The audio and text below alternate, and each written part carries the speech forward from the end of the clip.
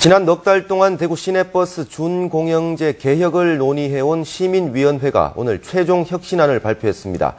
표준 운송 재정 지원금을 줄이는 대신 버스 업체의 자구 노력을 높이는 방안을 담았습니다. 자세한 소식 금교신 기자와 함께 알아보겠습니다. 금 기자. 네.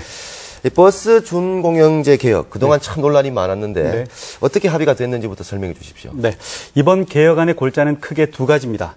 시민 세금인 재정지원금을 줄이는 것과 버스업체의 책임을 강화하겠다는 것입니다. 발표 내용부터 들어보시죠. 네.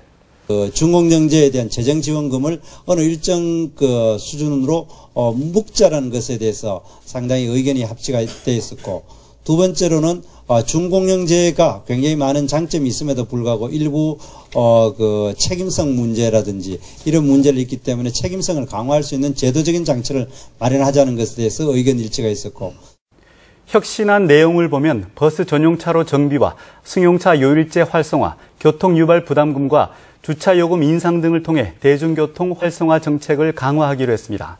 또 표준 운송 원가제를 도입해 향후 5년간 운송 원가 증가 요인을 없애겠다고 밝혔습니다.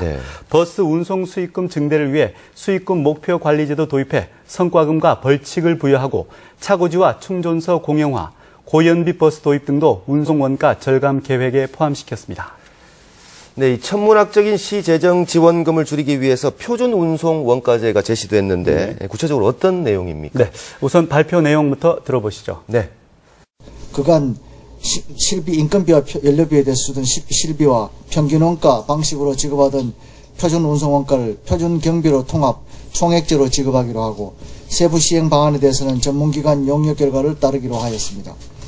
네, 표준 경비라는 것은 지난 9년간 대구시가 지원한 인건비와 연료비, 수리비, 운영비 등을 분석해 운송비를 산정하는 건데요.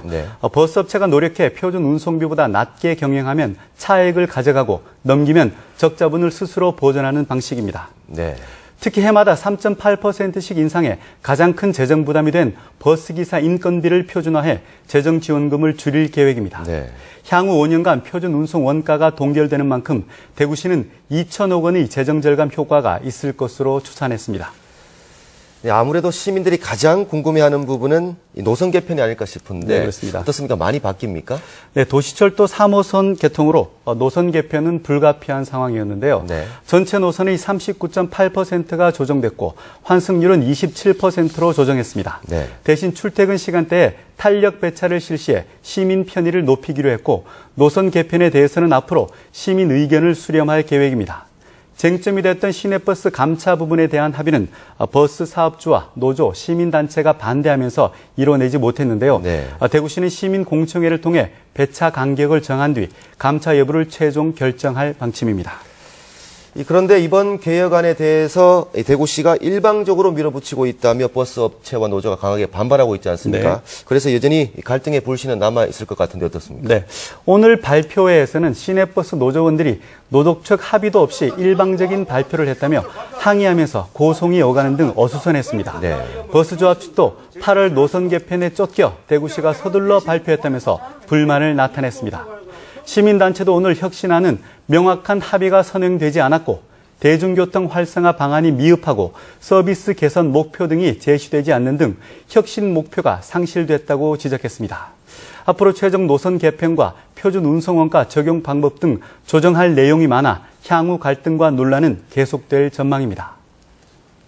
네, 대구시가 발표한 대구 시내버스 준공영제 최종 혁신안에 대해 금교신 기자와 함께 알아봤습니다. 금 기자 수고했습니다.